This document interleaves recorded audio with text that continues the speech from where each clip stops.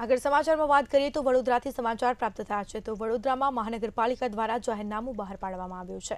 તો સાથે જ 8 માર્ચે શહેરમાં નોનવેજ વેચવાની મનાઈ કરવામાં આવી છે તો જાહેરનામામાં ઉલ્લેખ કરાયો છે જેમાં શિવરાત્રીના દિવસે નોનવેજ વેચવાની મનાઈ કરવામાં આવી 8 માર્ચે વડોદરામાં કતલખાના બંધ રહેશે શિવરાત્રીના દિવસે નોનવેજ વેચવાની મનાઈ કરવામાં આવી છે તો વડોદરા મહાનગરપાલિકા દ્વારા જાહેરનામું બહાર પાડવામાં આવ્યું છે 8 માર્ચે શહેરમાં નોનવેજ વેચવાની મનાઈ કરવામાં આવી છે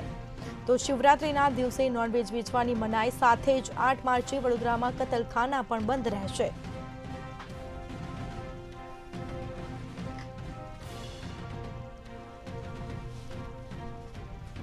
તો 8 માર્ચે શહેરમાં નોનવેજ વેચવાની મનાઈ જેમાં જાહેરનામામાં ઉલ્લેખ કરાયો છે 8 માર્ચે વડોદરામાં કતલખાના પણ બંધ રહેશે